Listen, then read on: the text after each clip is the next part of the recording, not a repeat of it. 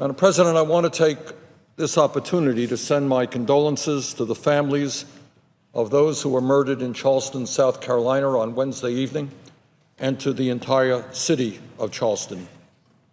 It is hard to understand how someone could walk into a church, be welcomed into a prayer meeting, and then take out a gun and slaughter 9 people who were in the process of discussing the Bible. That is hard to believe, but that is what happened. Madam President, in the last 60 years, this country has made significant progress in civil rights and in trying to become a less discriminatory society. 60 years ago, parts of our country were built on an apartheid-type system, segregated housing, segregated schools, segregated restaurants, segregated transportation, segregated water fountains, and in fact, an entirely segregated way of life.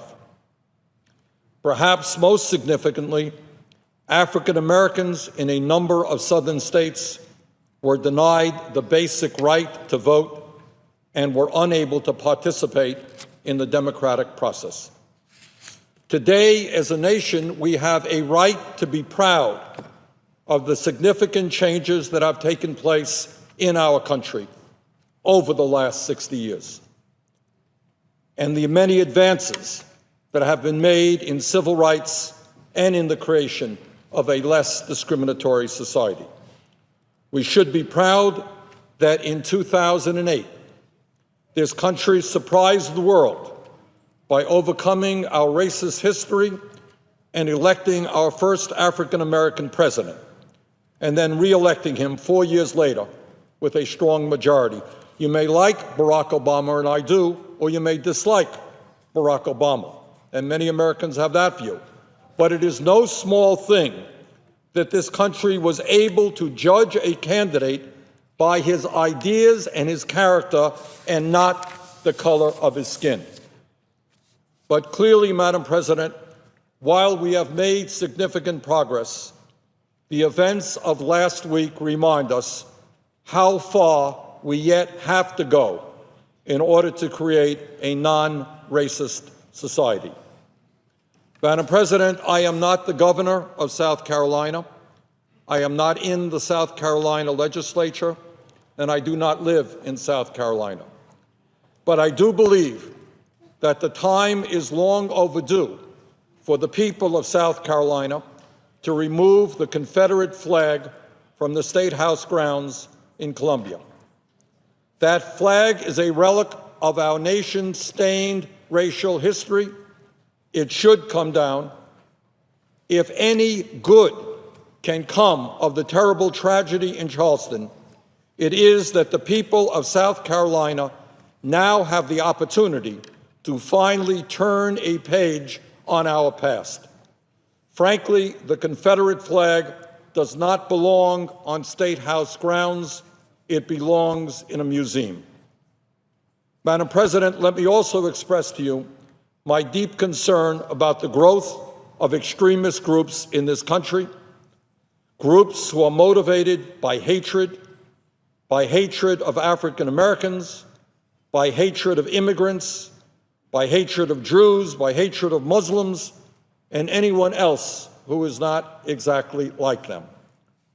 Madam President, according to the Southern Poverty Law Center, sadly, there are some 784 active hate groups in the United States, and the number of those groups are growing.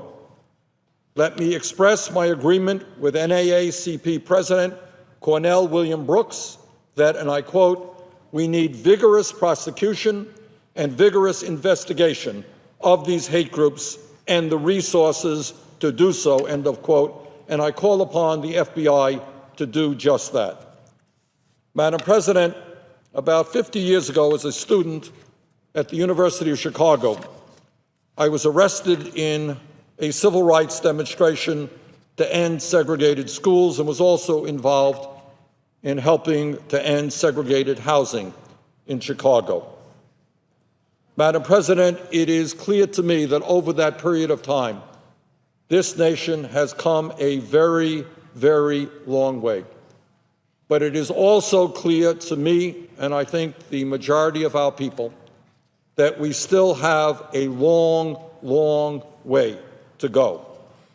And let me conclude by reminding fellow Americans about those great words that appeared in the Declaration of Independence, that moment in history when the colonies broke off from the British. And this is what that declaration said.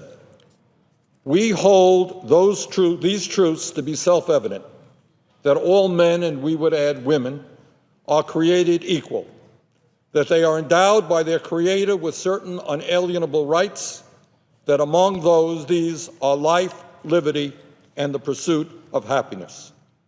Madam President, that is the dream of America. That is our vision, and that is a goal that we must obtain.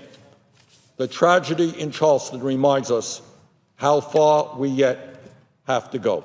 Thank you, Madam President, and I note the absence of a quorum.